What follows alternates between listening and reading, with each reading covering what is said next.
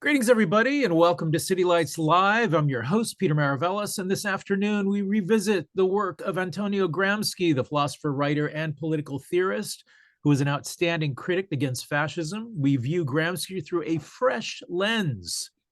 In his new book, Gramsci at Sea, Sharad Chari has performed a close reading of Gramsci's writings on the sea via his prison notes.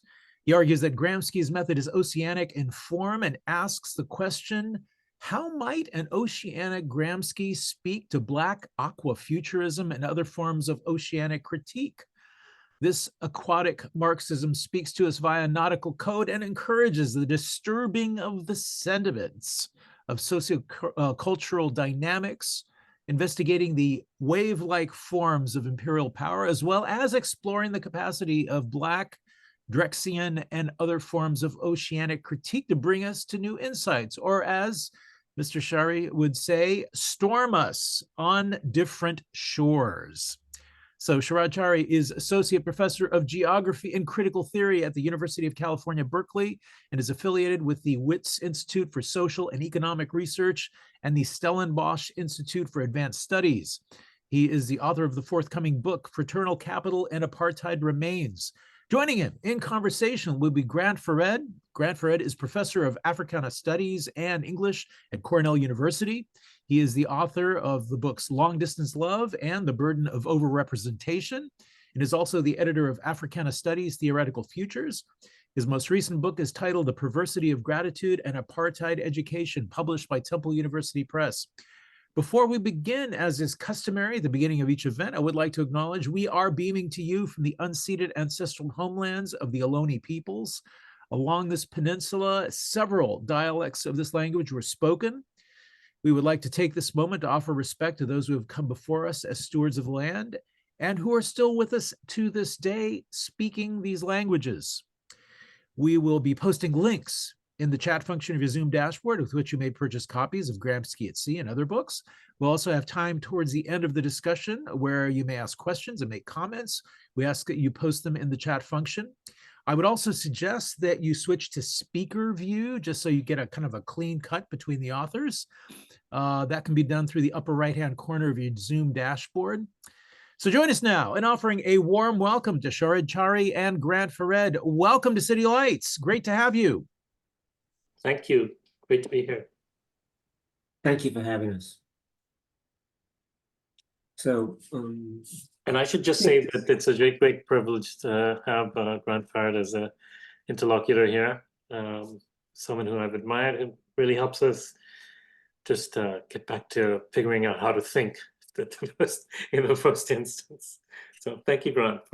it's a pleasure, I should say, in this moment of mutual, I don't know, admiration, I suppose. I'm a huge fan of Sharad's. I've known him for more than 25 years, and I'm glad to be able to engage. And I remember in the early 1990s, as a graduate student, I first dropped into City Lights. So it's a little awe-inspiring to be able to do something via City Lights. So thanks, Peter, for making it possible. I think Sharad and I have agreed that maybe I will ask leading questions so that you can talk about the book, and we invite you to participate in the debate as things unfold. So, Sharad, you know what I've tried to suggest about the book. I think I have at least a couple of questions.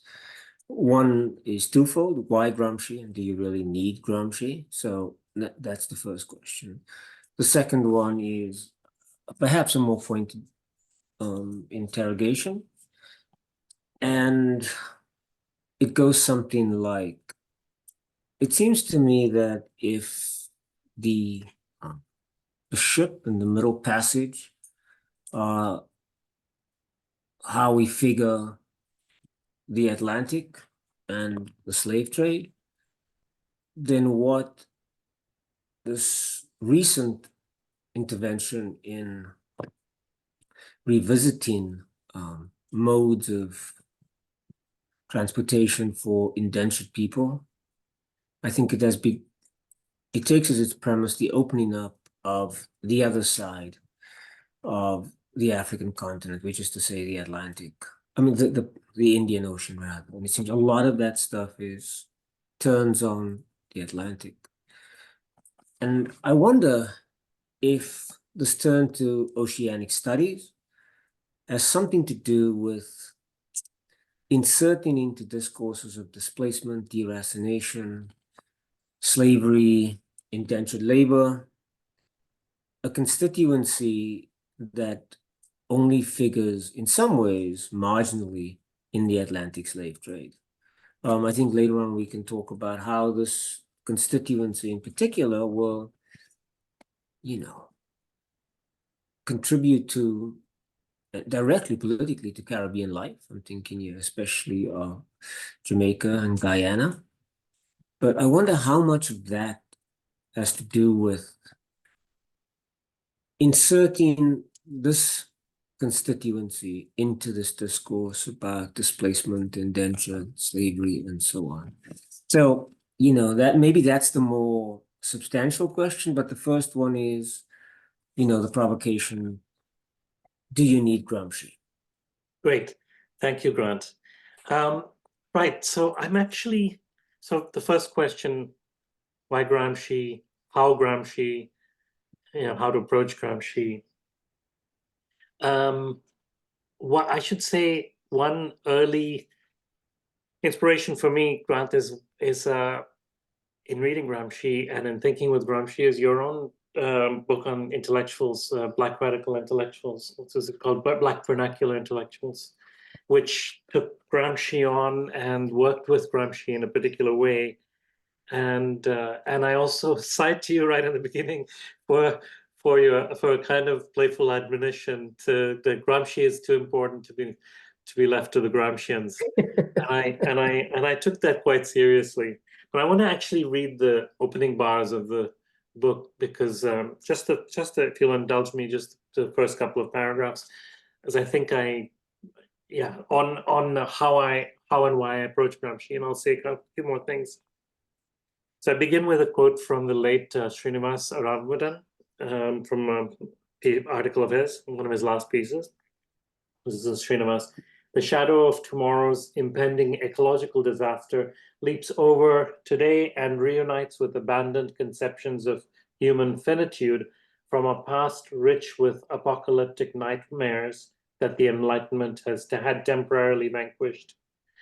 In a lucid charge to critique our imperiled present in relation to prior forms of consciousness that also face human finitude, Ramanujan diagnoses the past and present through a slow unfolding of a determinate future. This temporal structure offers no easy consolations of recuperating prior struggles, no reassurance that the negation of imperial catastrophe is forthcoming, and yet we witness the progressivist hopes bequeathed by the Enlightenment being inexorably undone. I add, and in fact, this is a kind of Marxist supplement to Ramanujan. I add that in the process of slow decay, Enlightenment legacies reveal their contradictions well out into the horizon as we reach into dangerous waters of the near future to imagine what critique might yet be. This cautiously recursive structure of thought encapsulates Antonio Gramsci's life work, and in particular his political hope against the fascist high tide. In a literal sense, the oceanic crisis of our time is planetary, just as the planetary crisis is oceanic, as it links crises bequeathed by waves of capitalism and imperialism. But these turgid conjunctures of socio-natural disaster are also persistent wellsprings of political hope against despair, despite their best attempts not to be. So that's one of my kind of fundamental rationale for turning to Gramsci, as many have turned to before, but perhaps with the difference that Ramanujan points out, that there's a certain urgency in the near future, and then also I think an urgency that requires us to turn specifically to this Marxist, Gramsci, and Gramsci's studies has also changed so much in the last several years, and people the kind of Gramsci scholarship reads Gramsci philologically, tries to follow certain themes, which we now can do so easily because it's all, online for us to do, or on a computer. So, and I say in the book that, had Gramsci been writing his notes in prison today on a laptop or something like that, he would have hyperlinked his notes so that would have given us clues about how to travel through them. But one can follow, sort of watery themes, oceanic themes, maritime themes, and there are some wonderful surprises that give us a different Gramsci, that give us a Gramsci that refuses a methodological nationalism, that notices that actually, even when he seems to be focusing on the national question, say in Italy, and its unraveling, it's always in relation to prior forms. And then when he turns to the ocean, there's some amazing stuff around the emergence of the Pax Americana through the sinews of British maritime imperial power in the Indo-Pacific, and which sort of segues into part of what your second question was. But I work with Gramsci in a lot of the book. Grant has sort of also quipped to me that Grant's quips are important to me. that for a section of the book, a certain character is absent, and that's Gramsci. But that's because there I'm trying to think with Gramsci, and I try to think with his Southern question, which is a heuristic around which brings together the ensemble of categories he works through in his prison notes. And I try to think about what is the oceanic question thought in a similar way. I also try to think about the kinds of framings that emerge, activist categories and industry categories around oceanic extractivism in the activist instance, or the blue economy and ocean economy in the kind of imperial or industry formulation. I try to think about how these pose a certain kind of question about the plight of the oceans today. And I also try to think about historiography and of capitalism and imperialism, and how we think about the land-sea binary and beyond it, analogously to the attempt to think beyond Eurocentrism. How do we think beyond terracentrism about terraqueous forms of terraqueous problematics? And then finally I turn, and this is also kind of why Gramsci, how Gramsci is always interested in what are the conditions for the articulation of collective political will, and he's no culture is low enough for Gramsci to go to figure this out, and so he finally tries to look all over the place for all sorts of clues, and I take the kind of this sort of segues a little bit into your second question, Grant. I take the question of blackness and black politics emerging from the Black Atlantic, and in a way, Fordism, Detroit, the Detroit that Gramsci didn't know was what would happen to Fordism, and what would happen to Fordist Detroit after it set into through cycles of capitalist social change into a period of long deindustrialization and the remaking of the apartheid city, and the question of a particular question of blackness in Detroit, and I turned to this wonderful Detroit electronica duo Drexciyan. In that moment, I read them as emerging in that moment of a kind of breakdown of Gramsci's conception of hegemony, in fact, and of Americanism and Fordism, and what appears in its wake is a kind of aesthetic response of flight into the undersea, and I think with that, in relation to a set of artists, the one who I find the most insightful is actually Ellen Gallagher, an artist who is also a reader and quite a wonderful thinker, and even though her expressive form isn't in words, and she's also obsessed with Moby Dick, and I think with her work, and I think about this constellation of figures as a way of then revisiting the archives of oceanic struggle from the question from the emergence of the strike, from sailors striking their sails and in relation to inclement weather, and then hostile ships, and then collectively downing their tools in the port of London and creating the general strike. And then the history of the strike is as an oceanic history connected to the history of abolition of capitalism and of the slave trade, and then of histories. I think of various kinds of political histories around the ocean and through the ocean. Another very interesting and important history around the international and third world internationalism around what to make of the deep sea and the high seas, that is, the seas beyond territorial waters. In the seas.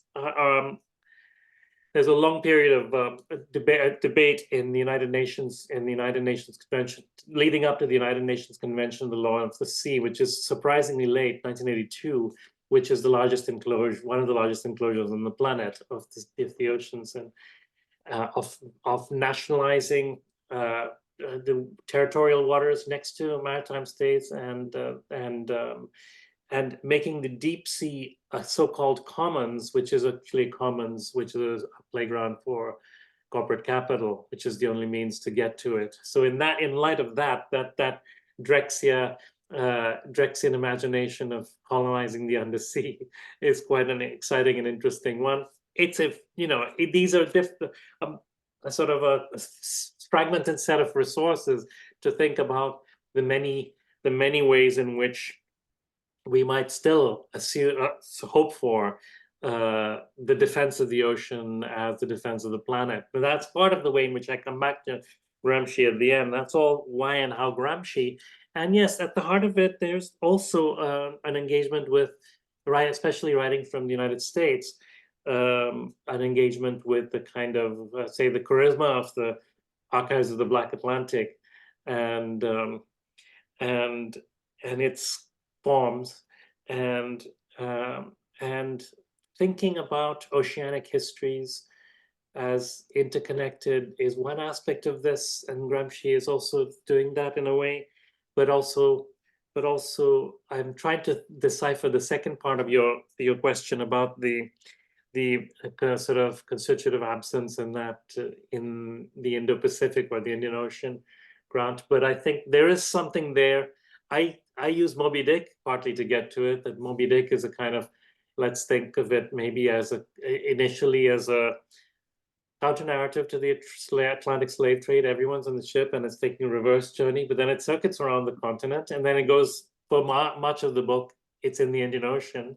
And when it goes through the Indian Ocean, the ocean appears as the ocean, because partly Melville doesn't know very much about indenture or anything else, and it's happening around his time, of course.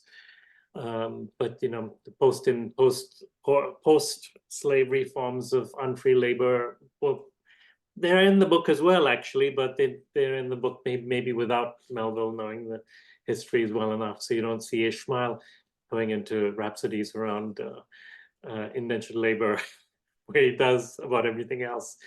And now just the last thing is that there's a beautiful moment in somewhere off the Straits of Malacca where the young black cabin boy Pip falls into the ocean and is totally transformed and can't see, and becomes a kind of the insane figure who sees who can't speak, but the crazy captain megalomaniac only listens to him because he sees that this is another mad figure in a mad world. But there's something more specific about Pip's submergence and what he sees under the ocean, and I'm trying to think with that. That is just a little glimmer here, and that might be another little book. But for me, the provocation of turning around the Cape and then thinking about the legacies of the Black Atlantic afresh in relation to the multiplicity of forms of imperiled life. That's what we see when we connect these histories. That's sort of my answer to your second. Yeah, but second part. I think you're selling yourself short, because it doesn't.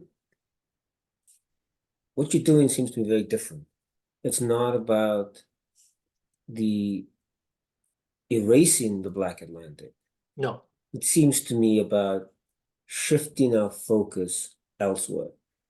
It is, as it were, following Bartholomew Diaz and Vasco da Gama as they round the Cape of Storms and trying to figure out what happens in the Indian Ocean.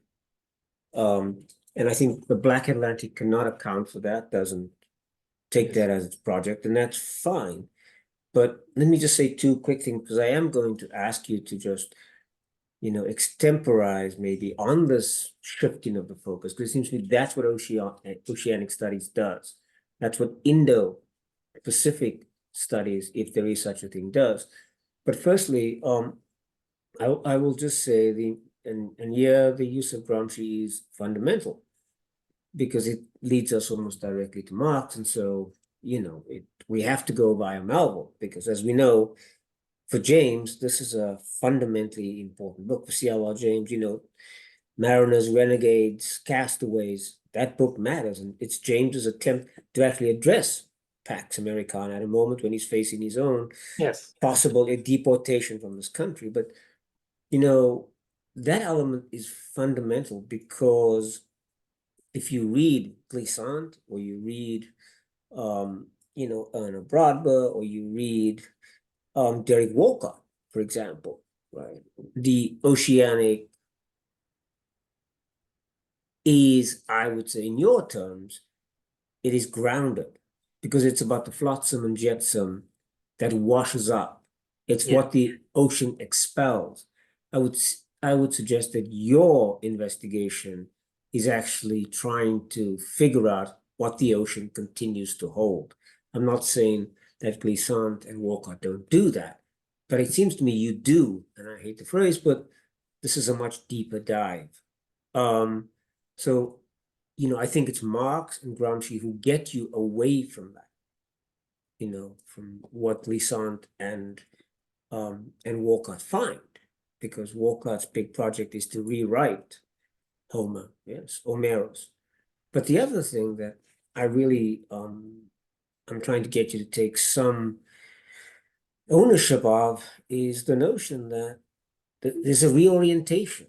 I think what the Indian Ocean, what studies around it does, it's the Kalapani, it's dark waters, and it will lead you all the way from Oman down to Zanzibar, and then further still to your hometown, Durban, because that remakes the configuration of diasporic peoples, of indentured peoples, of enslaved peoples. And I think that's where it's less a break with the Black Atlantic, but I do think there's a rupture there. Yes. So, and I think that needs to be acknowledged. And what I'm really trying to see how far you go with this is to talk about, those folks who came from South Asia, for whom the experience of the dark waters was fundamentally different in some ways than those who made the Middle Passage. Well, Grant, it's very kind of you. I mean, I actually wrote this little book as a way to work out my relationship to Indian Ocean studies also. And so that is sort of, I don't say that, but it is in the back of my mind. I have been also doing research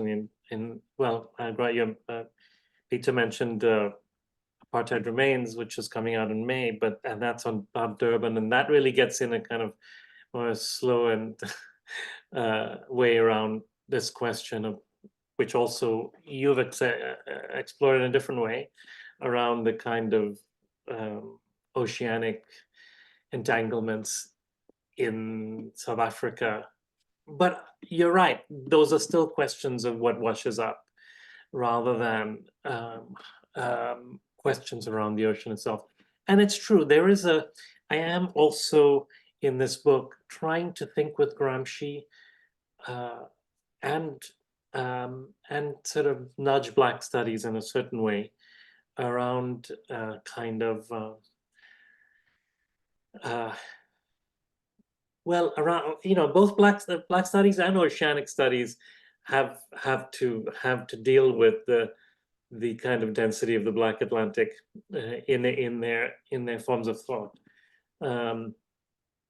And what I try to do here is is what you're saying. It's kind of opening up the sense of non-linearity, multiplicity of forms of unfree labor, and of conscripted creolization, as Isabel Hofmeyr puts it, in the Indian Ocean. It is a question of the Indo-Pacific, actually, a region that Gramsci notices, and that's true. So, but there's also, I think, as the fastest warming ocean, the ocean itself is also, and the question of planetarity then emerges through this as in a particularly powerful way. I think in the end, and I don't think with Spivak around planetarity here, because I'm not sure it helps. I'm more interested in what how Gramsci may have taken on Romain Rolland's oceanic feeling, what the oceanic feeling might have been for Gramsci as a Marxist attentive to colonialism and multiplicity forms of colonialism. So that's how I'm thinking about these things, acknowledging that the kind of power and charisma of the Black Atlantic in a certain way, but yes, as they say, decentering it, maybe, making it more fluid, making it more part of this wider, nonlinear, imperiled planet. It's interesting that you should, or perhaps not interesting, but appropriate that you should turn to Gramsci, because maybe 20 years later, Paul Schmidt will write from somewhere in Galicia, Nomos of the Earth. And what he's trying to do is take on the question that you raised, which, the UN gets to it in when you say 82, but long before this, Schmidt has recognized that there must be order on the ocean. Yes. And what Schmidt, of course, conveniently forgets and characteristically forgets is that there was a certain kind of order, and it was an order of, capital and death. It was a cost-benefit analysis. If we, take so many people on the ship, we expect that the insurance company will pay out because there'll be so many deaths. And, it's the story of Melville's Benito Cereno. And I just saw a question here about this notion of, like the ocean is haunted by death. And, that's the point I'm trying to make about Walcott and Glissant. But what I guess I'm trying to get you to talk about is something like Oman and Zanzibar. And I will be reductive and simplistic, and apologies in advance, but there's a line there. And it's a raced or ethnicized line, as you wish, that breaks with the logic of the Black Atlantic. Because the folks who end up in Zanzibar will trace their lineage, if you will, to Oman. They will not make common cause with the folks in, say, Dar es Salaam, even though Dar es Salaam, clearly the very name bears the intonations of something that's come from elsewhere. But so here's the risk I'm going to take. If the Black Atlantic is an accounting of death, then is it possible to say that the Indian Ocean and its traffic is, if not nation-making, then certainly constituency affirming? If we just think about Oman and Zanzibar. Well, I'm on Carl Schmitt. I don't actually, I did think about whether to write about Schmitt in this book, and I don't, and I actually was not sure how I think about whether and how he resolves the land-sea binarism, and in his way of thinking, and whether he is useful for thinking about the question of a post-Terracentric form of reason, which is what I also try to get to. But I didn't want to be too brusque about it, so I set it aside. And I didn't do that work. on the question of on this question that you raise, I agree that I put it a little bit differently, that that oceanic capitalism in the Atlantic does seem to be this to converge in a particular arrangement. In actual fact, actually, if you get into the weeds, of course, it's much more differentiated. And it's true that the Indian Ocean and its forms, and I would say not just in, maybe quite dramatically in Oman and Zanzibar, but actually in a variety of places. In fact, Durban is and Cape Town, they're actually places all over this space that we can think with, where through Islam and I mean, being brusque here, through forms of finance and trade and free labor that have any forms of transport, the dhow and the Swahili coast. Various forms actually have the Hadrami diaspora. Or there have been various kinds of ways in which we can think of that oceanic space as extremely nonlinear. And Janet Sturgeon is here. I want to just mention Janet is scholar of that kind of Zomia region, a different kind of, and Janet did this amazing work on how farmers living in the Burma, China, and not the Thailand borders, Burma, Thailand, China, I think borderlands, kind of worked with a kind of what she called a kind of landscape plasticity. They kept changing their forms of farming and relationships to land in this border zone. Well, I think that actually that kind of a form of life, much more fluid, much more under duress, you could see those forms of life across this vast space. Probably that's more an Indian Ocean than an Indo-Pacific thing. I'm not sure. So there's something there, and it resists the kind of the attempt at reading oceanic capitalism in a kind of linear or teleological way, which is the kind of problem in the Atlantic. It's a problem for global Black studies also, and it's as much as for oceanic studies and for labor studies, for all sorts of ways of cutting into this problem.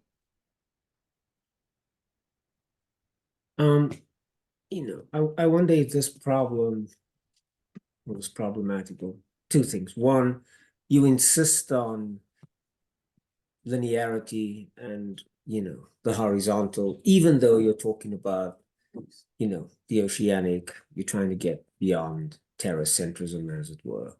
And I wonder if that, strangely enough, or perhaps not so strangely enough, gets you back to the back to the Atlantic, because this is precisely the question that Glissant takes up, right? Yes.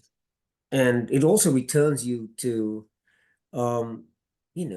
it returns you to Italy, to Europe, because Glissant, of course, is engaged, or he produces an articulation that will later be taken up by Deleuze and Guattari, right?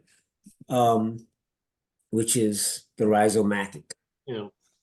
How do you, a poor analogy and even worse phrasing, but how do you square the oceanic, which would seem to us about depth, and the possibility of a final depth, right? Because how much, and you raise this question, how much further can we go than the bed of the ocean? And you say a whole lot further. We can dig down into it in the most destructive possible way. How do you reconcile those two modes of thinking? The one which is rhizomatic, and the other one which is, I suppose, exploitatively vertical. Yes. Well, I suppose that this is in a way back to Marx, I suppose. in the sense that the rhizomatic might presume, this is the Drexciya is a kind of rhizomatic form as well. It might, and then Gramsci has this aspect, which is also why he's sort of some communists around him saw him with some suspicion for his relentless optimism of the will. Whereas maybe optimism of the will is difficult in times of imperiled times like this, right? And perhaps analytically, one of my interlocutors in another talk said, "Well, how about some pessimism of the will?" in the face of that kind of seabed mining, we probably need some pessimism of the will as well. But I mean, actually, yeah, there's a relation there between those two, right? I think that we need to I guess my question is, what is that relation? Yes, that's true. How do you establish that relation? Because these are two very different modes of critical analysis. Yes. The one says, we have nodes, we have movement, we have shifting. The other one says it's not quite hierarchical, though it is that too, but I'm interested in the effects of that dredging up and then digging down.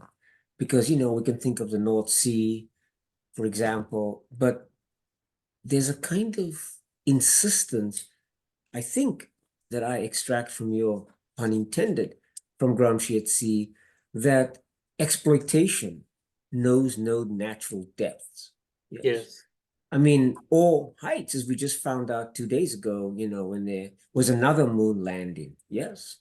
And this one was financed by private capital. Yeah. So, we seem locked into verticality. Yes. And you, Glissant, Gramsci, all the Deleuzians, they're insisting on the rhizomatic. And yes. Yet our world seems to be going up and down, as it were. Well, down I mean, into the... yes. Go yes. ahead. Yes. No, sorry. I mean, you're right to bring up the race to space. Drexciyan also goes to space after the ocean, but more seriously, in a way, the struggle for the deep sea, in a way, is in a certain way. The legal struggle is concluded, and the struggles, the attempts at third world lawyering were precisely to try, in that political idiom, to conserve the subsea, the seabed, and in a sense that is finished, and those have formed the basis for the legal struggles around the the moon on Mars, and the next frontier. Whether we get there, is before, well, when we get there, what this place is like is the question, and we can't use that old idiom in the Marxist tradition that that the contradictions just have to ripen enough for people to stop this. We know that's not the political moment we live in. Pretty much everywhere, we had the Hindu fundamentalists on Golden Gate Bridge here in San Francisco cheering the Hindu right in India, and it's their interconnected sweep that we live under. So that's when it is useful to come back to think with Gramsci about the and again, I think this sort of the presumption around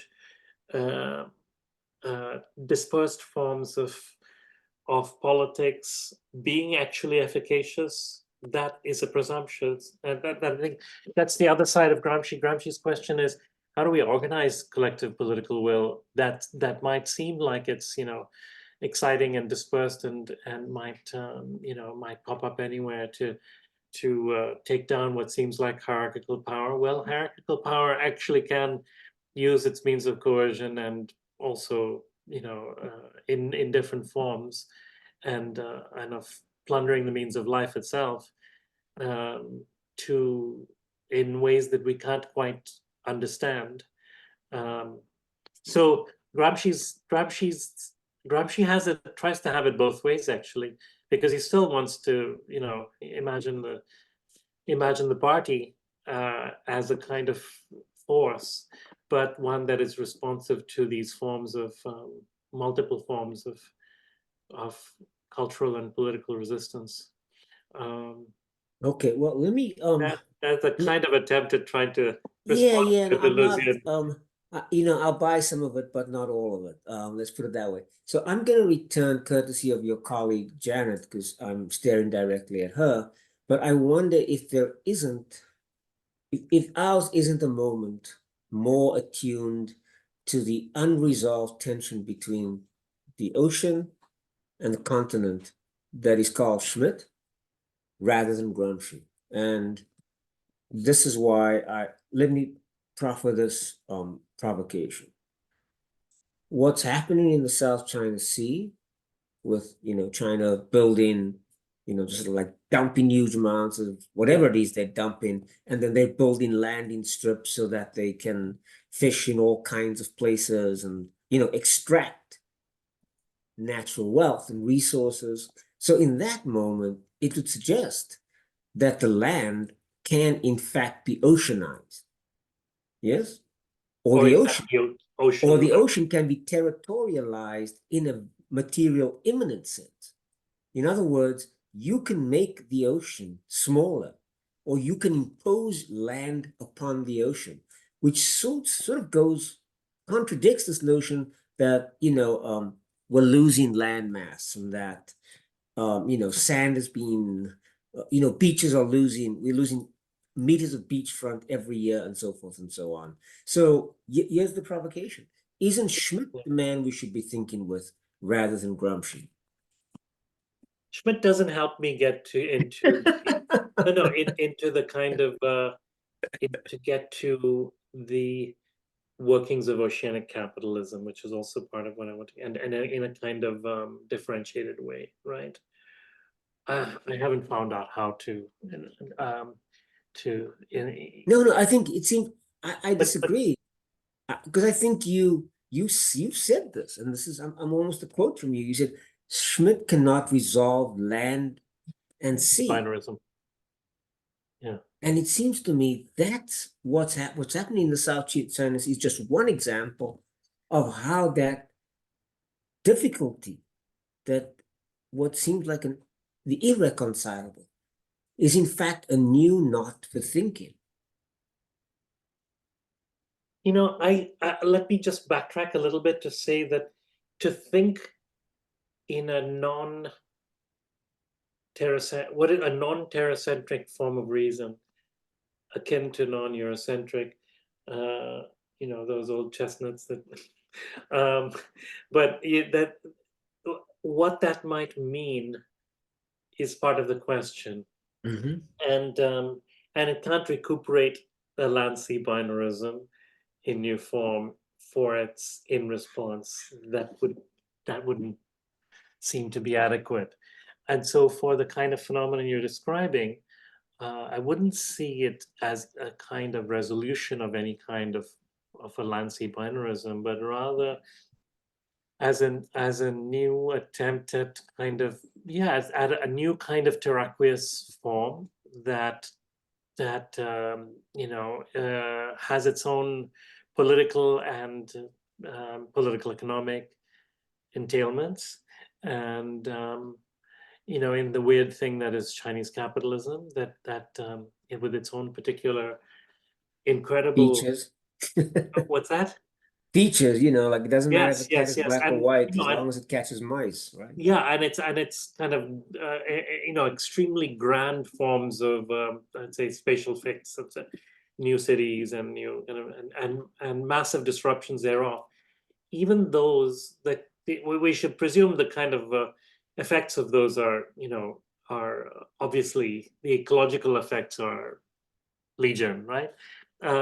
But The ocean, here's another side of this. The ocean is not a space that's easy to, oceanic marine environments are not easy spaces to imagine capitalist transformation on the model of the earth. Now here I'm actually reinscribing a certain kind of binarism to some degree, but it's not absolute. Because there is no kind of like green revolution of the ocean. There's no way to. There are sort of ways in which in contained forms, aquaculture, certain kinds of I've met someone who was singing the praises of sea cucumber farming. It's like a high value crop in East Asia, and very cheap for people to grow, and also actually a net ecological gain in the shallow waters near Madagascar. But actually, what we see in the ocean is something we didn't. You could also see industrial agriculture on land as not just increasing productivity, but also as a sink for toxic wastes of industrialization through the kind of pesticide industry, as not just a kind of improving productivity, but actually of sinking, of dealing with waste. and in a way, the oceans are that writ large as well. We have such kind of that oceanic waste problem is part of the use value of the ocean in a certain way. It's a very different kind of, but related. Now, I'm actually, it's not an absolute different. Ocean isn't absolutely different. It's linked to these processes on terraqueous processes. Yeah. So I'm throwing out ideas that are part of this. Okay. Elements of an answer. Okay. Maybe a final question. Don't you think, and because you talk about terraqueous waste and the ways in which these things wash up, so we're almost back in Glissantian country, right? And we're back in Omeros, as it were, in Ithaca, and now sort of environmentally destroyed Ithaca, which is Omeros, which is Odysseus's home. But isn't there a kind of isn't the waste that washes up the ocean's revenge on its being misused, as it were? What washes up, particularly that which is unsanitary, unhelpful, environmentally devastating, does the ocean not expel everything? It refuses to hold. I don't think it does. It does also, the deepest trenches now have, plastic pollution, and so I think it does. I wouldn't say that. I would say, that first chapter I end with with Gramsci writing to his son and asking him to regard the teeming life of the sea and look at a starfish or something. Yeah. I think there's something beautiful there, but it's about the relation. It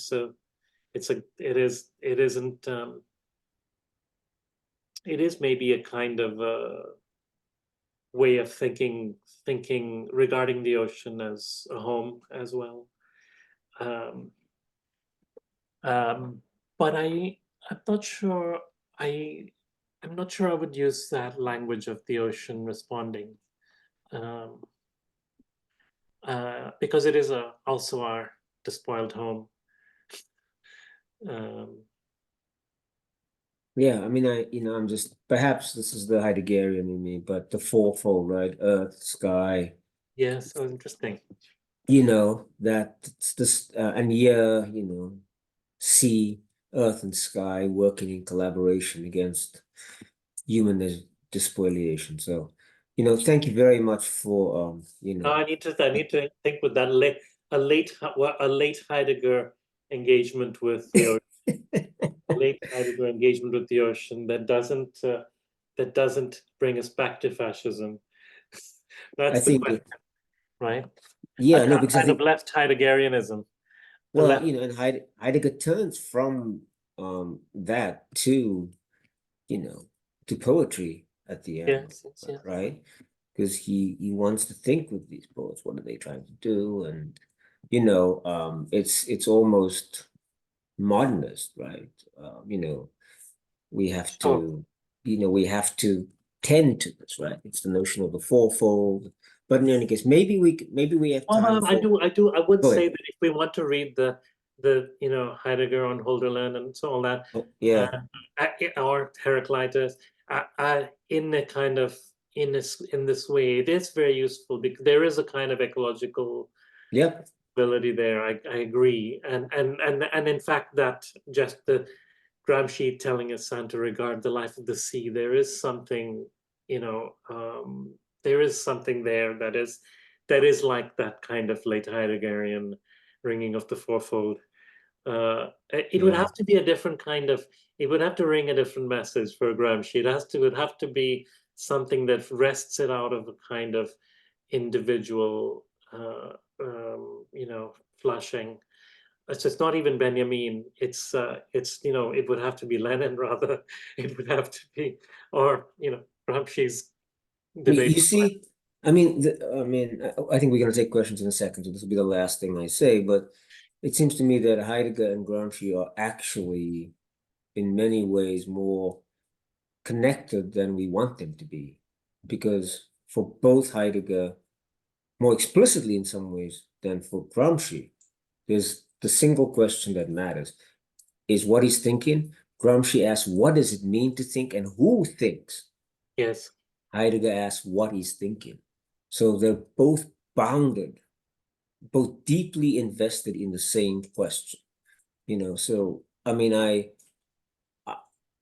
I think there's a link there that you know, to make that link, of course, is a leap, to use Heidegger's language. But I don't think it's much of a leap. It's just one giant stride, as it were, you know, because they go from one to the, I mean, they're talking the same language with the desire for very different political outcomes. But you know, maybe you can respond and then we can take some questions. Well, maybe there is a similar, you know, one could imagine a similar political outcome as well, a convergent political outcome. But I think the mediating moment of the struggle is what distinguishes them. I Yeah, think, you know, so the yeah, mediation of collective political struggle rather than, you know, a kind of yeah. I mean, you can call Gramsci roughly a man of the sea. You would have to call Heidegger a man of the mountain, right? Because forest, yeah. yeah, but no, it's where he goes. You know, it's the Schwarze Hefte, it's the hut from which he writes. That's, you know, Yes. Gramsci. I think we can see appropriately, you Yes. know, descending. You know, he can take joy in the ocean. For Heidegger, I think it's ascent. It's always ascent. Well, you know, he had this great, Gramsci has this great line about, he begins with, you know, he thinks back to his childhood taunt around throwing the mainlanders into the sea. The sea was the dividing sea. It was the sea that distinguished it racialized the Sardinian and then it was transformed as the concept of the subaltern. So there is something else there, which I also think is unfinished. You know, he Yeah, calls his dialectical method an earthly dialectics, yeah, and he's also, and you know, he's stuck in prison, so but maybe that's not an adequate response, but because he suddenly works with the question of personhood and subaltern in such a fruitful way and has opened up so much for us. But I think there's something else on the earthly and on the, which I hope was a different way to think with the planetarity. But I think your point about thinking about what the late Heidegger might offer to it. I think yeah. that's, Anyway, well, I mean, there is a kind of oceanic feeling there too. yeah, I think you're an optimist there, but we'll see. Maybe Peter, we can take some questions. We had one question. Yes. So I think you already posted one that I had posted earlier about the role of the voice of the dead, um, and how the ocean is haunted. But I was going to post one again, and that's with Chevron negotiating oil rights in the waters off the coast of Gaza. What would a Gramscian analysis utilizing the aura of your book be?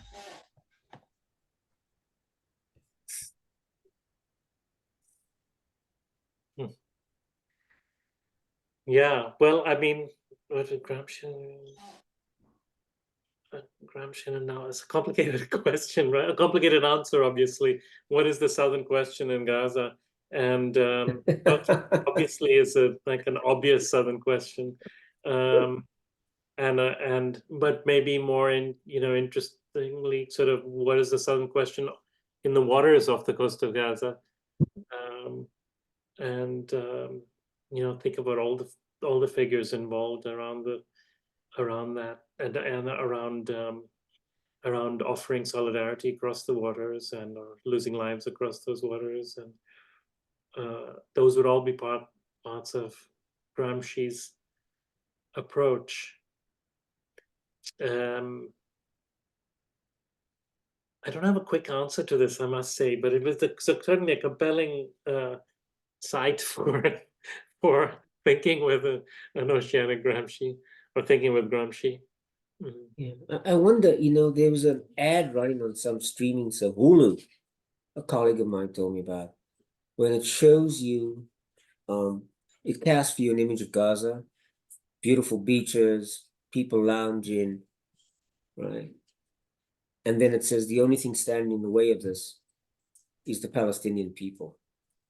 So you can imagine the conjuncture of tourism, right? Capital, and then the exploitation of the resources.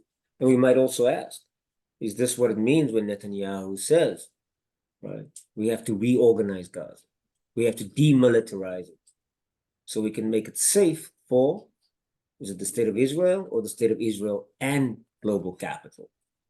So I think the southern question may no longer be geographically contained, if it ever was, which is to say, capital is, let me be sort of brutal about this.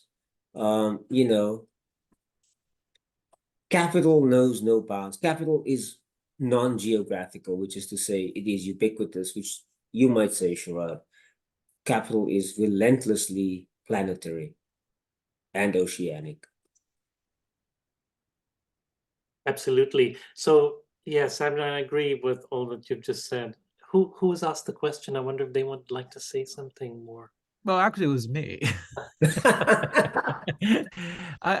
This all evoked for me these images that keep coming up of Palestinian people on beaches, staring at the ocean. And there is something that's just incredibly haunting about that, and incredibly, deeply saddening to me too, because it can be read in many different ways. Yeah. I'm looking to see if anyone else has posted anything. The question earlier about haunting and yeah, so that was to read it off to you one more time. If we are to consider the ocean as being haunted, what role do the voices of the dead play in this project? Yeah. Voices of the dead. The voices of the dead are everywhere. But I think in a way that when Grant pushed me about the Black Atlantic, that was a certain kind of engagement with this question as well. Part of the attempt in opening out and thinking about the Indo-Pacific is about not just multiplicity of voices, but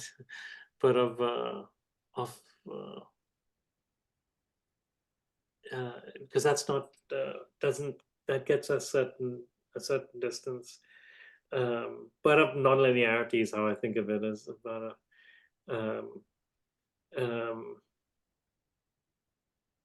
the voices of the dead has a real desire actually for us to sort of humanize and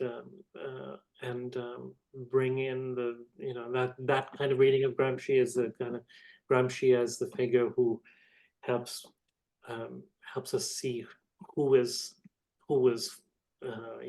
the imaginations involved, the popular, and I'm not sure if that is adequate in our time. That was a kind of reading that was what compelled the social history and so on of the 80s, 90s. Now the voices of the dead are also the voices of the dying sea, the dying ocean itself. Mm. That's part of, I think, what Pip's madness is, Yeah, conveying I mean, something that cannot be expressed. yeah, can we develop an oceanic audibility? In other words, how do we attune ourselves to a dying sea? Yeah. Right. This phenomenon, this natural resource that has always been life-giving and also life-taking, right? But we have degraded it to the extent now where, it is itself dying and we are responsible for its death.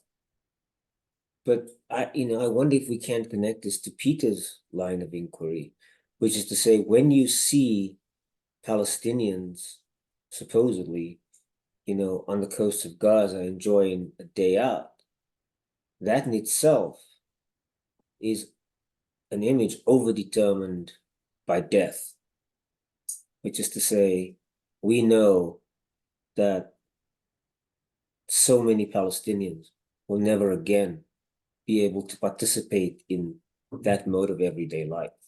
So every image of a living Palestinian is already haunted by at least 29,000 deaths, or you could say by 270,000 deaths.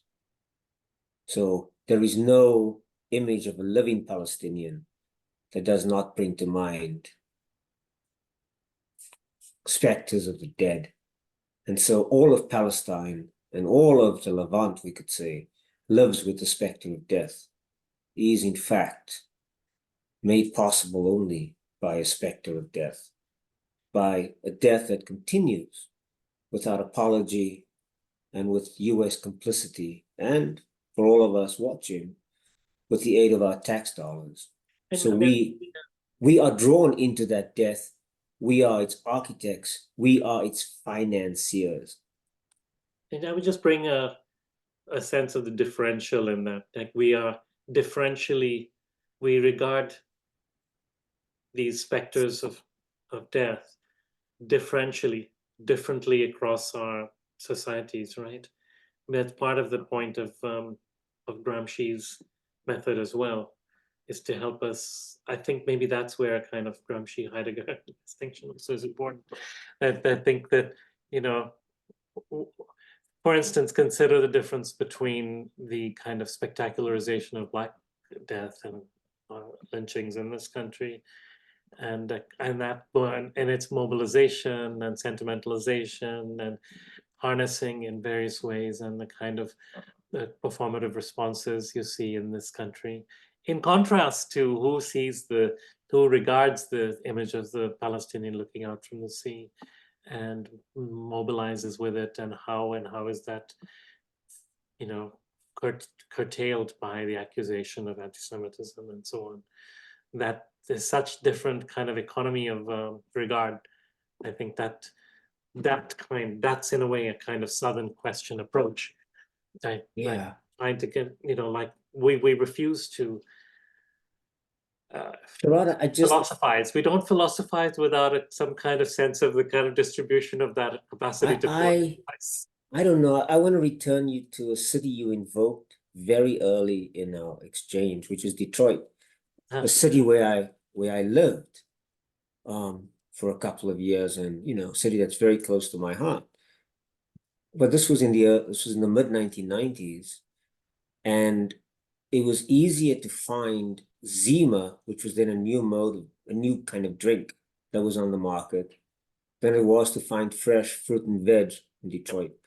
So as somebody who lived in Detroit and taught at the University of Michigan, or what is known as the longest 40 miles in academic distance, I shopped for fresh produce in Dearborn.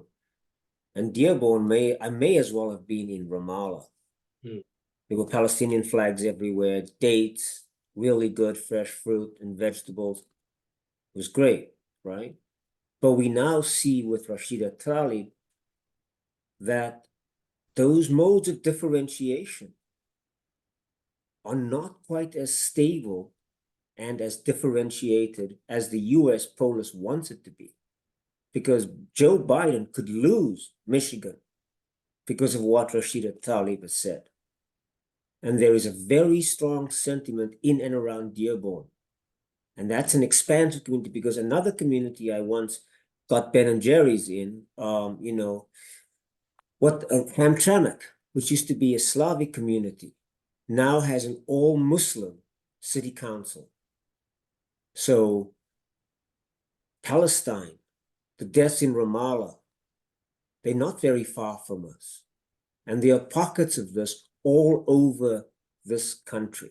From Albuquerque, New Mexico, I'm sure there are huge populations on the West Coast, all over this country.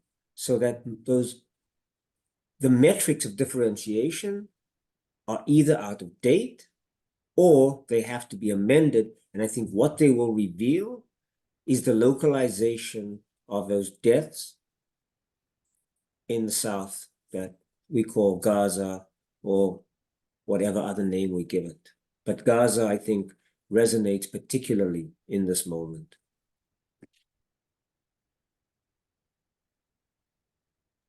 Well, we find ourselves at the top of the hour. Gentlemen, any final parting thoughts?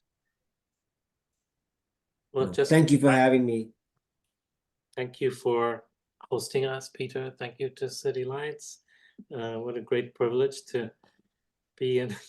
Thanks to Frederick Young for the wonderful artwork there. And Grant, you're the thinker's thinker, really. You're someone to think with all the time. I always benefit from conversation with you. Thank you so much. Well, Peter, thank you for hosting us. To all the folks who gave up their, I feel like click and clack, the Tappet brothers on now sadly no longer, but you've wasted another perfectly good hour, I think they would have said. So many thanks to the folks who tuned in. Peter, thank you for hosting us. Sharad, always a pleasure. And I remain slightly unconvinced, but markedly less so by your taking on this question. And I think you opened up for me, perhaps most importantly, a new way of just trying to think who the intellectual is and what it is the intellectual does. So thank you for proposing a date between Martin Heidegger and Antonio Gramsci.